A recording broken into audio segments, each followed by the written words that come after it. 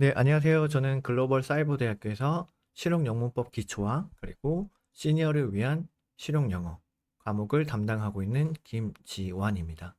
이렇게 특강을 통해서 여러분들을 만나뵙게 되어서 너무나 반갑습니다. 이번 특강의 주제는 시니어를 위한 실용금융투자 영어입니다. 제 시니어를 위한 실용영어 과목에도 이 시니어를 위한 금융 관련, 투자 관련 내용이 조금 포함이 되어 있는데, 오늘은 특강으로서 이 금융 그리고 투자 관련된 내용들을 집중적으로 한번 다뤄보도록 하겠습니다. 그리고 이 특강이 여러분들의 어떤 금융과 투자 그리고 어떤 노후, 자산 관리에 도움이 되었으면 좋겠습니다. 그리고 제가 이 수업을 준비하면서 조금 고민이었던 것이, 여러분들에게 이 특강을 통해서 영어도 전달을 해야 되고, 그리고 어떤 금융과 투자에 관련된 정보와 개념도 전달을 하려고 하다 보니 제가 욕심을 내면 내용이 너무 길어져서, 제가 오늘은 그 욕심을 조금 줄이고 여러분들한테 기초적인 개념과 어떤 필수적인 관련 영어 표현들이나 단어들을 위주로 설명하도록 하겠습니다. 네. 첫 번째는 우리에게 이제 시니어에게 금융 투자 영어가 왜 필요한가? 두 가지 이유가 되겠는데, 여기에는 지금 세 가지 이유가 있죠. 제가 지금 핵심적으로 보는 것은, 우리가 모두 다 알고 있다시피 지금 고령화의 추세가 오래되고 있고, 이 AI 시대 때문에 조금 더 고령화의 시대가 길어질 것 같다는 생각이 듭니다. 그리고 또한 우리가 이런 기대 수명이 굉장히 늘어난 만큼, 우리가 노후에 시니어 시기 때 내 자산을 관리하고 내 자산을 조금 더 증대시키고, 이런 부분들이 굉장히 중요해진 시대라고 봅니다. 그리고 요즘 우연치 않게 지금 저희 특강과 특강 주제와 관련이 있는데, 지금 우리나라 코스피 시장이 거의 지금 5천을 향해 지금 사상 최고가를 달리고 있잖아요. 그래서 이런 부분들도 우리가 어떤 금융과 투자에 관련된 정보를 가지고 있다면 지금 현실적인 상황을 잘 판단할 수 있게끔 도움이 되겠죠. 그래서 시니어에게 금융 투자 영어가 필요한 이유는 노후 자산 관리, 그리고 글로벌 접근, 정보 접근, 그리고 쉬운 실용 영어. 그래서 우리가 금융 투자 관련된 정보도 알아야 되지만, 이에 관련된 영어도 왜 알아야 되냐면, 이 금융과 투자에 관련된 부분들은 우리가 어찌됐든 서양 그리고 웨스턴 국가, 서양 국가에서 조금 더 선진화되고 먼저 시작한 부분들이기 때문에 대부분의 금융과 투자 용어들은 영어로 되어 있다고 보시면 되고, 그리고 지금 지금 이 분야에 있는 현재 분들도 대부분 영어로 이런 부분들을 표현하고 소통하기 때문에, 우리가 이러한 용어들을 알고 있으면 조금 더 개념적으로도 이해가 되고, 그리고 우리가 소통적으로도 도움이 많이 되겠죠. 네. 자, 그러면 첫 번째로 우리가 이 안전한 투자란 무엇인가? 그래서 첫 번째 우리가 볼 거는 이 안전한 투자의 네 가지 종류를 한번 간단하게 살펴보도록 하겠습니다. 우리가 정기 예금, 그래서 은행에서 우리가 정기 예금을 많이 하잖아요. 그래서 이 정기 예금은 우리가 지금은 5천만 원에서 뭐 1억까지 지금 정부에서 그 우리의 보증금을 법적으로 보장해주는 제도가 있기 때문에, 그래서 원금 보장이 굉장히 큰 메리트가 있죠. 그래서 정기예금은 이자, 우리가 금리가 낮지만 우리의 원금이 보장되고 안전한 자산으로 우리가 자산을 증가시킬 수 있는 어떤 종류이고, 그리고 이 채권 같은 경우는 이제 정부나 회사가 발행하는 채무 증서인데, 채권은 그냥 쉽게 표현하면 어떤 계약 관계, 그리고 계약서를 주고받는 관계라고 보시면 됩니다. 그래서 채권은 내가 돈을 빌려주고 그 계약서를 받고, 그래서 일정 금리를, 수익률을 이제 받아낼 수 있는 그런 시스템이라고 보면 되겠죠.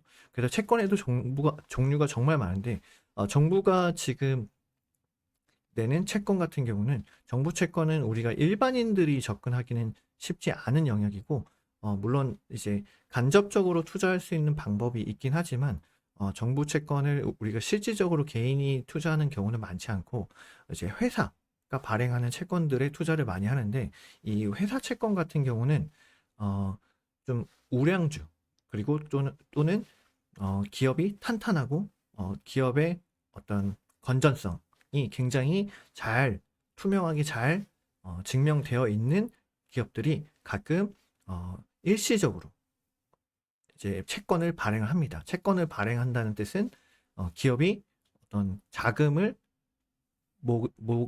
모집하기 위해서 이 채권을 발행하고 일정 기간 뒤에는 우리가 그 원금과 플러스 그 약속한 수익률을 함께 제공하는 것이죠. 그래서 이 회사채라고 하는데 이 회사채는 여러분들이 좀 큰 기업 그리고 대기업이나 그리고 좀 안정된 기업, 공공기관에서 운영하는 그런 기업들 위주로 여러분들이 보시면 좋습니다. 그래서 오늘은 제가 이 부분에서 어떻게 접근하는지 그리고 채권을 어떻게 알아보는지까지는 접근하기가 좀 힘들 것 같습니다. 그리고 배당주라는 것은 이제 주식과 관련된 건데 배당이라는 것을 우리가 뒷부분에서 조금 더 할 텐데 여러분들에게 수익을 나눠준다라고 보시면 돼요. 여러분들이 그 기업의 주식을 가지고 있는 만큼. 그리고 저위험 펀드, 이제 펀드 개념도 있죠. 펀드는 이제 나를 대신해서 누군가가 이제 투자를 해서 그 수익을 저에게 일정 부분 주는 그런 개념이라고 보시면 됩니다. 그래서 요 네 가지 안전 투자의 방법이 있는데 이것도 이제 위험한 방식으로 고위험 상품으로 접근할 때는 당연히 안전 투자는 아니겠죠. 대신 항상 high risk, high return. 그래서 높은 리스크가 있을 때는 높은 수익률이 되지만 그만큼 내 원금 손실률이 높다라고 보시면 됩니다. 그리고 관련된 이제 단어로서는 safe investment, 그래서 안전한 투자. 그 리스크라는 단어 굉장히 중요하죠. 리스크는 이제 위험이라는 거. 그래서 리스크 매니지먼트라고 하고 그다음에 diversification, 그래서 분산 투자. divers가 다양한, 분산하다는 의미니까. 그래서 이 분산 투자 개념이 굉장히 중요하겠죠. 그리고 principal protection, 그래서 원금 보장, 원금 보호. 그래서 우리가 안전 투자를 할 때 가장 우선적으로 체크해야 될 정보는 원금이 보장되는지 아니면 원금이 일부 보장되는지 아니면 원금 보장이 안 되는지 이런 부분들을 잘 살펴봐야 됩니다. 자, 그리고 시니어들에게 가장 중요한 것 중에 하나가 바로 연금이죠. 그래서 연금의 종류는 우리가 크게 세 가지 정도로 볼 수 있습니다. 우리나라는 그래도 전 세계적으로 굉장히 이 국민연금 제도가 잘 안착이 되고 잘 지금 진행이 되고 있는데 물론 이것이 지금 국민연금이 가지고 있는 그 연금 금액이 고갈되는지 안 되는지에 대한 뭐 논란의 부분이 있지만 아직까지는 뭐 그런 부분을 우리가 크게 걱정할 필요는 없다라고 보시면 됩니다. 그래서 우리가 일단 용어를 보시면 National Pension, 이 펜션이라는 것이 연금이라는 뜻입니다. 그래서 National은 국가라는 의미니까 그래서 국민연금. 그리고 Pension Contribution, 그래서 연금 납입금. 그래서 Pension Contribution이 얼마냐 이런 거. 그리고 Retirement Age, Retirement가 우리가 이제 은퇴라는 단어잖아요. 네. 그리고 Expected Benefit, 그래서 이게 굉장히 중요하죠. 그래서 예상 수령액이 얼마인지.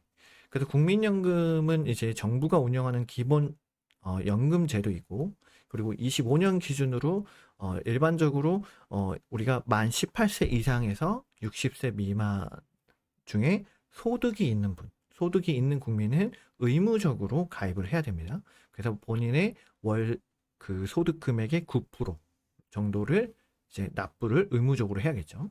그리고 수령은 이제 이 정도 나이 때부터 받을 수 있다라는 거. 그래서 국민연금은 예전에 저희 아버지 세대 때는 국민연금이 의무였지만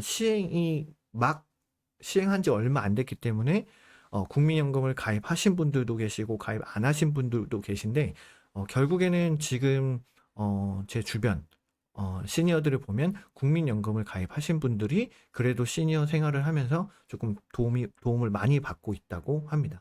네, 그래서 국민연금은 꼭 잘 가입하시면 좋습니다. 자, 그리고 두 번째는 개인연금이랑 있겠죠. 그래서 private pension이라는 건데 privacy 개인적인 이런 뜻이잖아요. 그래서 세제 혜택이 있는 개인저축연금입니다. 그래서 25년 평균으로 이제 원리금 보장형이 있고 혼합형이 있고 주식형 장기가 있는데 지금 금리가 점점점 높아지잖아요. 그만큼 위험성은 주식형 장기형이 조금 더 높다라고 보시면 됩니다. 네. 그리고 지금 tax deduction, 그래서 tax deduction이란 건 공제라는 단어. 그래서 여러분들이 이제 세금 관련된 내용에서 이 deduction이라는 단어를 굉장히 많이 보실 겁니다. 네. 그래서 이 개인연금은 본인이 개인적으로 은행에 드는 거겠죠. 네.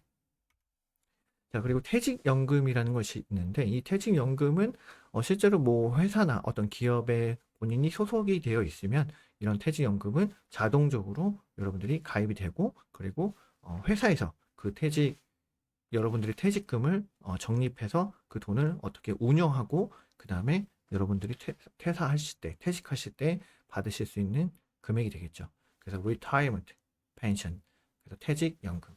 그리고 지금 고령화로 인해서 이 퇴직의 연령대가 굉장히 더 늦어지고 있죠. 그리고 실제로 우리가 기대 수명이 굉장히 늘어나면서 더 오래 일하고 싶어 하시는 분들이 많기 때문에 이런 퇴직연금에 대한 부분들도 잘 신경 쓰시면 좋습니다. 자, 그리고 초반에 나왔던 이 배당에 대한 부분인데, 배당의 개념과 중요성을 한번 이야기해 보도록 할게요. 이 배당금이라는 것은 디바이드인데, 디바이드에서 저기 보시면, 디바이드라는 단어가 나누다라는 뜻이잖아요. 그래서 이 나누다라는 의미가 배당금의 가장 핵심적인 개념이라고 보시면 돼요. 왜냐하면 회사가 이익의 일부를 주주에게 나눠준다는 개념이기 때문에 나눠주는 것이 가장 핵심이 되겠죠. 그래서 회사가 그해 순이익을 일정 부분 냈으면 그 일정 부분의 양을 주식을 가지고 있는 그 할당량만큼 어떤 수익의 일부를 나눠주는 것입니다. 그래서 굉장히 좋은 제도죠. 그래서 이 증권 시장이 굉장히 선진화되고 안정화되어 있는 나라일수록 증권 시장에 소속되어 있는 기업들의 이 배당 성향이 높다라고 보시면 돼요. 그러면 우리나라의 지금 코스피나 코스닥의 배당 성향은 높을까요? 낮을까요? 그래서 아직까지는 선진국에 미치지 못하지만 그래도 지금 시간이 흐르면서 계속 굉장히 배당 성향이 그래도 높아지고 있는 상태이다. 자, 그러면 이 배당금에서 세 가지 개념이 꼭 필요한데 그 디바이든드랑 yield라는 단어도 굉장히 많이 나오거든요. 그다음 payout ratio. 그래서 디바이든드는 배당금, 내가 실제로 기업에서 내가 주식을 가지고 있으면 그 주식의 양만큼 그 비율에 맞게 그 수익의 일부를 내가 받는 걸 배당금이라고 하고, 그 다음에 배당 수익률은 그 배당 수익률이 몇 프로를 받을 수 있는지. 그래서 내 주식 대비 배당금에 얼만큼 들어오는지가 배당 수익률이 되겠죠. 그리고 페이아웃 레이시오가 여러분들이 어떤 배당 수익을 위해서 기업에 투자할 때 여러분들이 꼭 체크해 보셔야 될 부분이 배당 성향이죠. 그래서 배당 성향이 50%인 기업이 있다고 치면 그 기업은 순이익에서 50% 정도를 배당금으로 여러분들의 주주에게 그 배당금을 나눠준다라고 보시면 돼요.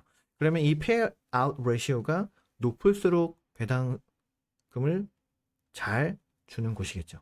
더 많이 주는 곳이고. 그래서 저희 지금 현재는 40%에서 50% 정도면 굉장히 잘 주는 기업이라고 보시면 됩니다. 그래서 이 배당금은 여러분들이 만약에 그 기업의 주식을 갖고 있는데 주식이 떨어지고 높아지고에 상관없이 그 주식을 가지고 있는 그 비율만큼 배당금을 받는 거기 때문에 주식의 여러분들의 어떤 수익과 이 배당의 수익은 별개라고 보시면 됩니다. 네. 그래서 그 기업의 주식이 상승하고 그리고 배당금도 받으면 두 가지 수익을 함께 얻을 수 있는 거겠죠. 네. 그래서 이 key phrases는 다시 한번 보시면 되고 여러분들이 주식을 사면 shareholder가 되는 거예요. shareholder. 그래서 주주가 되는 거죠. 네. 자, 그래서 제가 25년 한국 주식 배당 사례를 봤는데 SK텔레콤 같은 경우는 지금 배당 수익률이 4.6%, 배당 성향이 50%니까 이 SK텔레콤이 순이익을 냈을 때 50% 정도는 배당금으로 주주들에게 환원한다라고 보시면 돼요. 그리고 포스코 홀딩스는 배당 성향이 45%죠. 그리고 배당 수익률이 4.2%. 그래서 여러분들이 배당 수익을 위해서 어떤 배당을 잘 주는 기업들을 분석할 때는 이 배당 수익률과 그리고 배당 성향을 잘 살펴보시면 됩니다. 그리고 밑에 예시 계산은 한번 여러분들이 따로 한번 살펴보시면 될 것 같아요.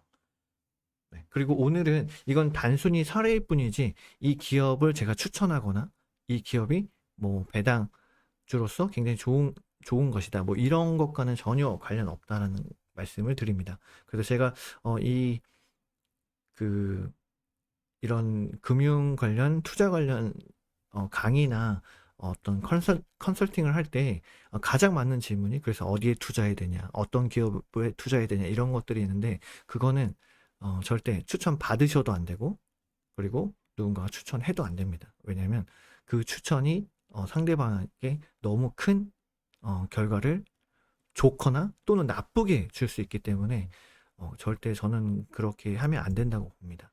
그래서 올바른 질문은 어떻게 기업을 분석하느냐, 그리고 어떻게 어, 그, 그 산업의 어떤 미래 동향을 살펴보는지, 어떻게 그 정보로 접근하는지 이런 부분들을 물어보는 게 네, 올바른 질문이 아닐까라는 생각이 듭니다. 네.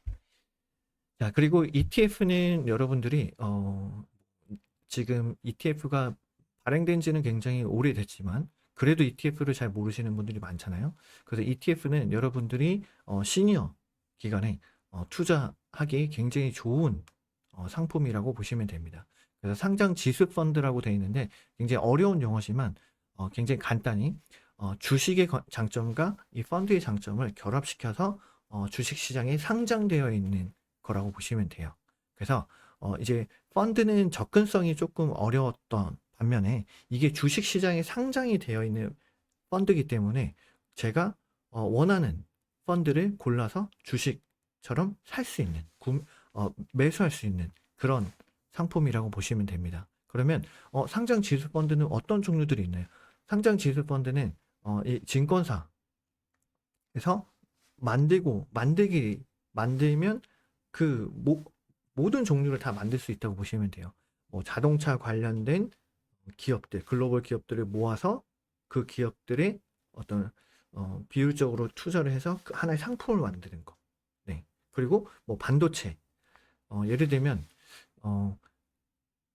내가 반도체 회사에 투자를 하고 싶은데 반도체 회사를 나라별로 그리고 글로벌적으로 어떤 반도체 기업이 정말 앞으로 성장할지를 분석하기 너무 힘들다. 그래서 나는 세계 10대 글로벌 반도체 기업들의 투자를 다 하고 싶다. 그러면 그 10대 반도체 기업들을 하나하나 모두 쉐어 홀더를 하면 되겠죠.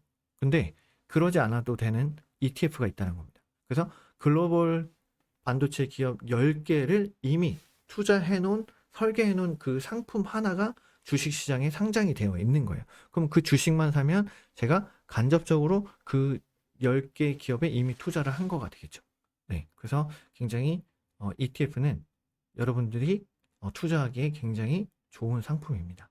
네.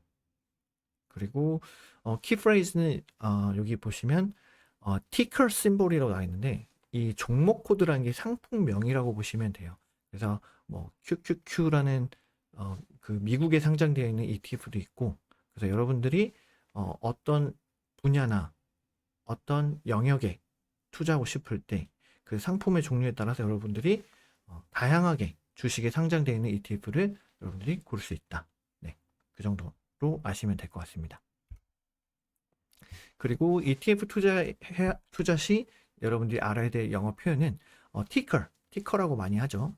그래서 이것은 그 ETF 상품의 명칭이라고 보시면 돼요. 그래서 뭐 SPY, QQQ 이런 것들이 있고 그리고 이거는 ETF 상품을 만들어서 주식시장에 상장해놓고 그 상품을 직접 운용하는 그 증권사라던가 뭐 그런 자산 운용사가 있겠죠. 그럼 그 운용하는 그 수수료 비율이 있어요. 그 수수료 비율. 근데 수수료 비율이 그렇게 높지 않지만 그래도 그 상품별로 운영 수수료가 어느 정도인지를 판단해 보는 거. 그거는 중요하겠죠. 그래서 expense, 그래서 지출, 비용, ratio, 비율이 되겠죠. 그다음에 liquidity, 그래서 유동성, 거래 용이성이라는 부분. 그리고 holdings, 그래서 ETF가 그 상품 안에 보유한 종목들이 무엇들이 있는지 보는 거. 그래서 여러분들이 그 상품을 누르면 이 상품이 어떤 주식들을, 어떤 기업들을 보유하고 있는지를 여러분들이 다 알 수가 있습니다. 네. 자, 그러면 여기까지 우리가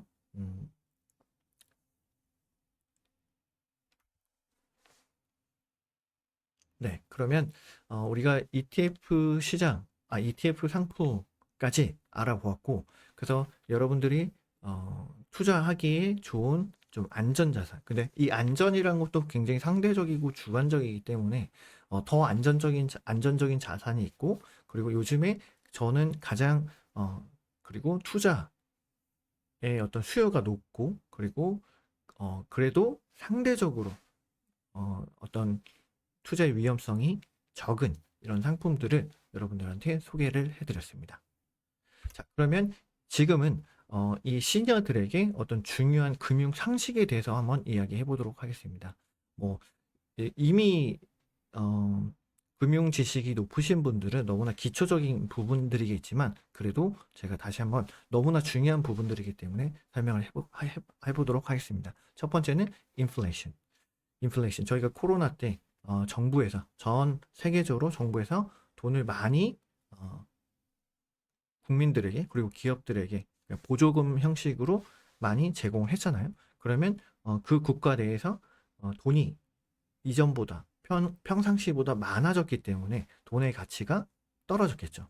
그래서 희소성이 높을수록 어떤 가치는 높아지는데 희소성이 낮아질수록 그 가치는 줄어든다. 그러니까 돈이 많아졌기 때문에 돈의 가치가 떨어지는 것. 이것을 우리가 인플레이션이라고 합니다. 돈의 가치가 떨어지는 것. 근데 이 경제학적으로 시간이 지날수록 이 돈의 가치는 점점 떨어진다. 그래서 이 떨어지는 것이 속도와 그리고 그 정도의 차이지 돈의 가치는 조금씩 떨어지는 것. 그것이 기본적인 원리라고 보시면 됩니다. 그러면 우리가 시니어 금융투자에서는 이 인플레이션에 관련된 부분을 정확하게 이해를 하고 우리가 인플레이션을 대비하기 위해서 그냥 단순히 내 자산을 은행에 두고 굉장히 적은 이자를 가지고 유지하는 게 맞는지는 이 인플레이션 비율을 연간으로 한번 확인해보고 내가 연간 2%의 이자를 받는데 이 인플레이션의 수치가 3%다. 그러면 실질적으로 내 원금은 보장이 됐지만 내 돈의 가치는 1%가 떨어진 게 되겠죠. 그래서 이런 인플레이션 개념을 잘 이해해야 됩니다. 그래서 이 purchasing power, 구매력이 되겠죠. 그래서 인플레이션이 높을 때는 이 돈의 구매력은 떨어지게 되는 거죠. 그리고 real return, 그래서 실질적인 수익률, 그리고 cost of living, 이 인플레이션이 cost of living에 굉장히 큰 영향을 끼치겠죠. 왜냐하면 인플레이션 때문에 물가가 상승하니까. 예전에는 100원이면 1000원이면 살 수 있었던 게 돈의 가치가 떨어지니까 이제는 1,500원 또는 2,000원 주세요라고 할 수 있죠. 네, 그래서 이 cost of living과 인플레이션은 굉장히 중요하다. 그리고 nominal return, 명목 수익률. 그래서 이 명목 수익률과 뭐 실질 수익률을 비교하는 것들은 제가 오늘은 하지 않도록 하겠습니다. 자, 그리고 이 시니어 금융 정보에서 또 하나 중요한 것이 제가 개인적으로 지금 제가 주변에 있는 지인들 그리고 제가 알고 있는 시니어들이 상당수가 이 금융 관련된 사기를 많이 피해를 보고 계시거든요. 그래서 제가 그런 또 자문도 많이 해드리고 있는데 뭐 코인 사기 그리고 두 번째는 이제 폰지 사기. 이 폰지 사기가 정말 우리나라에서 심각한 문제예요. 이게 뭐 단순히 최근의 문제가 아니라 굉장히 오래된 문제인데 이 시니어들에게 어떤 뭐라고 할까요? 굉장히 굉장히 유혹이 될 수 있는 요소들을 만들어 가지고 이 폰지 사기를 많이 하는데, 어쨌든 제가 이 사기 방지와 금융 보안을 꼭 넣은 이유는 이 시니어들에게 접근하는 이 사기꾼들이 우리나라에 너무 많습니다. 그래서 여러분들이 요런 부분들을 꼭 조심하셔야 된다고 보시면 돼요. 일단 첫 번째는 계좌 보안. 그래서 여러분들이 뭐 보이스피싱도 조심하셔야 되지만, 이 계좌에 관련된 정보는 나 외에는 그 누구에게도 제공하지 않는다. 그리고 여러분들이 어딘가에 그 계좌번호와 비밀번호와 그리고 보안카드 같은 것들을 기록해 놓잖아요. 그 기록해 놓는 것들도 여러분들이 따로 잘 보관하시되 그 누구와도 공유하지 않는다. 그것을, 그 정보를 요구하는 정부기관이나 공공기관은 그 어느 곳에도 없다라고 전제로 그 명제를 꼭 갖고 계세요. 절대 없다. 네.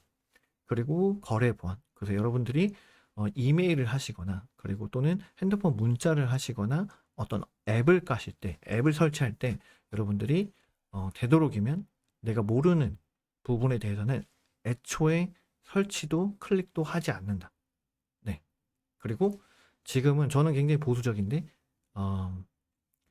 모르는 핸드폰 번호나 모르는 일반 전화가 와도 절대 받지 않는 것이 훨씬 더 현명한 시대입니다. 지금은. 네. 지금 뭐 보이스피싱이나 뭐 또 다른 폰지 사기나 이런 등등의 사기들이 너무나 고도화됐어요. AI가 도입된 이후로 더 고도화되고 있거든요. 그렇기 때문에 이 기술이 엄청나게 발달하는 것은 그만큼 사기의 기술도 발달되고 있다. 그렇기 때문에 애초에 봉쇄하기 위해서는 일반 전화, 그리고 모르는 핸드폰 번호, 그리고 문자, 이메일 절대 클릭하거나 받지 않는다. 예. 그리고 개인정보 보호. 그래서 여러분들이 개인정보를 등록해야 되는 부분들이 있으면 시니어 분들은 꼭 2번, 3번, 4번, 5번 확인을 해보시기 바랍니다. 그리고 사기 신고는 뭐 이거는 사기 당하고 나서의 어떤 신고 절차인데, 그거보다 사고 예방을 하는 것이 더 중요하기 때문에 네, 꼭 이런 부분들을 잘 지켜주시기 바랍니다. 그리고 가장 중요한 건 여러분들이 어떤 투자 권유나 어떤 어, 투자 권유나 어떤 그런 유혹될 수 있는 어떤 계약을 받았을 때, 그러니까 예를 들면 뭐 그런 거 있잖아요. 땅을 담보로 돈을 일시적으로 빌리는데, 대신 그 일시적으로 빌리는 한 달 또는 3달 정도의 이자율이 뭐 50%, 70%, 100%다. 그러면 땅이 담보로 되어 있기 때문에 뭐 그런 부분들을 안전하게 투자한다. 네, 그런 부분들을 꼭 조심하셔야 됩니다. 그래서 그런 부분들이 있을 때는 꼭 전문가와 같이 여러분들이 상의를 해야 되고, 절대 혼자 하시면 안 됩니다. 그리고 뭐 코인 같은 경우도, 뭐 주식 같은 경우도 비상장되어 있는 이 기업이 곧 상장이 될 것이기 때문에 빨리 비상장 주식을 사라, 비상장 코인을 사라, 이런 부분들도 여러분들이 꼭 조심하셔야 돼요. 네, 절대. 그래서 쉽게 수익을 얻을 수 있는 구조는 대부분 사기다라고 보시면 됩니다. 그리고 7번째는 이 투자 심리와 위험 관리인데, 여러분들이 그 어떤 투자에 관련되어 있어서 지금 같은 시기를 예를 들어 보면, 지금 코스피가 4,500 선에서 지금 5,000을 넘어가는 시기잖아요. 그래서 지금 이전보다 더 많은 사람들이 이제 주식 시장에 뛰어들고 주식 시장에 투자를 하고 있는데, 자, 이때 나의 투자 심리가 어떠한지를 객관적으로 여러분들이 성찰하고 판단할 수 있어야 됩니다. 남들이 다 하니까 내가 하면 안 하면 어떡하지라는 이 공포심을 느낄 수 있거든요. 그래서 이 투자 심리가 굉장히 중요합니다. 그래서 여러분들이 남들이 많이 하니까 나도 해야 되겠다. 왜냐면 내가 안 하면 손실을 볼 것 같으니까. 이런 생각을 가지신데, 그럴 때는 여러분들이 투자를 해야 될지 말아야 될지를 결정하는 기준점을 정확하게 잡고 있으셔야 돼요. 저 같은 경우에는 제 나름의 기준에 부합하는 지표가 있는데, 그 지표가 도달하면 저는 투자를 하는 것이고, 그 지표에 도달하지 않으면 저는 투자하지 않습니다. 네, 그러니까 본인의 그런 어떤 기준점을 정확하게 세우지 않으면 여러분들이 굉장히 그러니까 이렇게 휩쓸려 갈 수 있겠죠. 근데 이제 휩쓸려 가는 투자는 대체적으로 실패하는 경우가 많겠죠. 그렇죠? 그래서 여러분들이 무언가에 투자를 할 때는 정확한 기준점과, 그리고 내가 어느 정도의 수익을 지금 예상하는지, 그리고 어느 정도 손실을 내가 감내할 수 있는지, 이런 부분들을 정확하게 여러분들이 계획을 세우고 투자하는 것이 좋습니다. 지금 조금 더 예를 들어드리면, 지금 4,500선에서 한국 주식 투자하신 분들이 돈을 많이 번 거는 굉장히 축하할 일이고, 그리고 투자하지 않으신 분들은 손해본 게 아니라 그 하락할 수 있었던 리스크를 피한 거기 때문에 그분들도 어떻게 보면 같은 승리자입니다. 이거는 항상 사후적으로 판단하기 때문에 내가 진 것 같지만, 실제로 투자하고 있는 기간, 이 4,500까지 가는 기간에는 이게 올랐을지 내려갔을지는 알 수가 없는 거예요. 특히 한국 시장은 굉장히 지정학적 리스크도 굉장히 많고, 그리고 외부적인, 그리고 우리가 자의적이지 않은 타의적인 외부 리스크들이 훨씬 더 많이 존재하기 때문에 변동성이 진짜 높은 시장이라고 보시면 됩니다. 그리고 지금 현재 이 환율적인 부분에서도 굉장히 지금 안심할 수 있는 단계가 아니기 때문에 무조건적으로 남들이 투자하니까 투자한다, 이런 부분들은 꼭 투자자의 심리 관리에서 여러분들이 관리를 해주셔야 됩니다. 그래서 여기서 여러분들이 리스크 톨러런스는 내가 허용하고 감내하는 거잖아요. 그래서 리스크 톨러런스는 위험을 내가 어느 정도 허용할 수 있는지, 그 부분들을 여러분들이 꼭 가지고 있어야 되고, 그리고 volatility는 변동성입니다. 그래서 마켓의 변동성도 아셔야 되고, 그리고 emotional investing을 가장 피해야겠죠. 그래서 감정적인 투자는 절대적으로 피해야 됩니다. 네. 그래서 이런 투자 심리와 위험 관리도 여러분들에게 정말 필요하다. 네.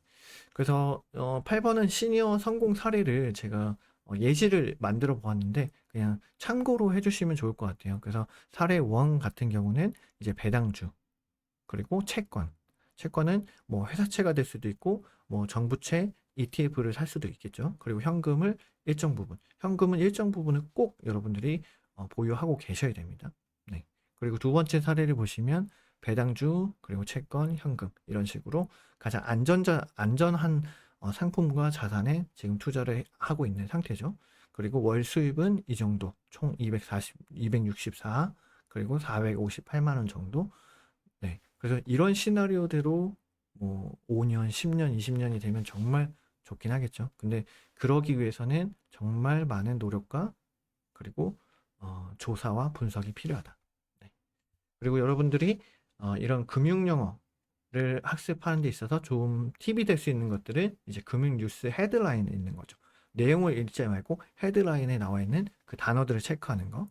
그 다음에 핵심 용어 카드 만들고, 그 다음에 투자 앱, 요새는 투자 관련된 그 어플들이 굉장히 많기 때문에 그 앱들에서 제공하는 기본적인 강의나, 그리고 기본적인 정보들을 여러분들이 보시면 굉장히 도움이 많이 될 것 같습니다.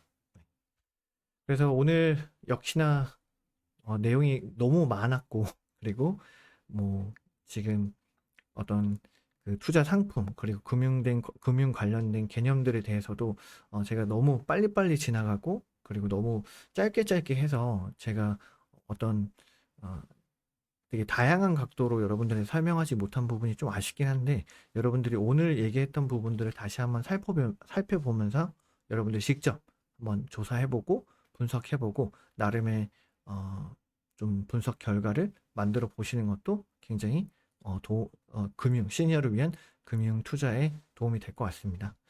그래서 이렇게 긴 시간 동안 특강 들으시느라고 너무 수고 많으셨고, 여러분들의 금융 투자 관련된 특히 영어에 도움이 되었으면 좋겠습니다. 네, 감사합니다.